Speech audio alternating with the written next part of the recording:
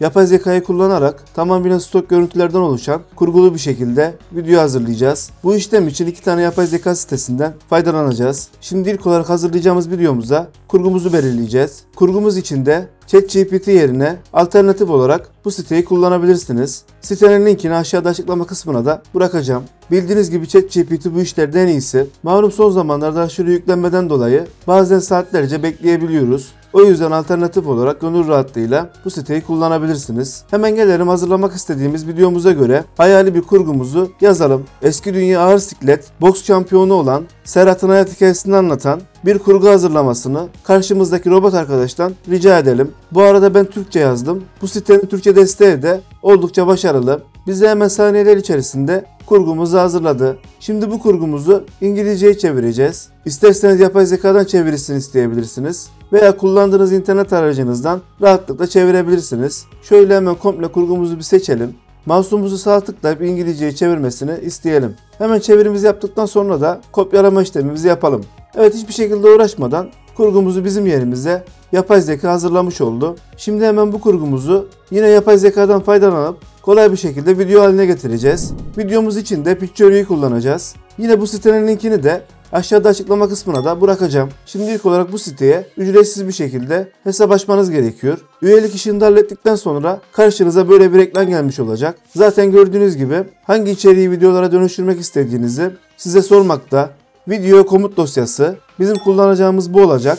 Aynı zamanda videodan videoya makale, metin kullanarak videolar düzenleme, görsellerden oluşan videoları da hazırlayabiliriz. Biz hemen komut dosyasını seçip şöyle bir ilerleyelim. Hemen kopyaladığımız kurgumuzu karşımızdan çıkan sayfamıza yapıştıralım.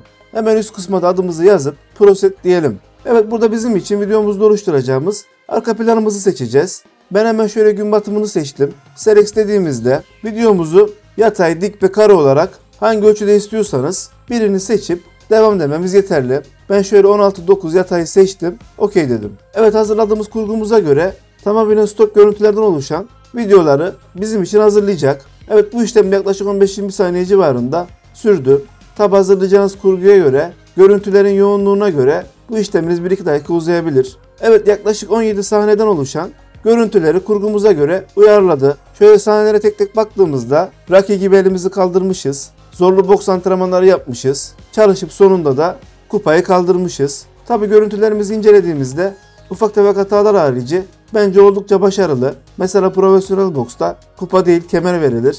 Tabi kurguya göre de stok görüntüleri bulmak çok da kolay değil. Aynı zamanda ses dosyasıyla birlikte videomuzu bizim için hazırlamış. Tabi bu arada telif olabilir diye sesi açmayacağım. Editör kısmına geldiğimizde isterseniz altyazıları kaldırıp beğenmediğiniz görüntüleri de silebilirsiniz. Farklı sesler ekleyebilirsiniz. Kullanabileceğiniz görüntü kütüphanesi de oldukça fazla. Çok fazla detaya girmeyeceğim. Zaten bu işlerden anlamayanlar bile rahat bir şekilde bu tarz videoları yapay zeka sayesinde artık hazırlayabilir. Unutmadan burada bir şey söyleyeyim size. Çıktı alacağımız zaman görüntülerin ortasında bulunan filigran olmayacak.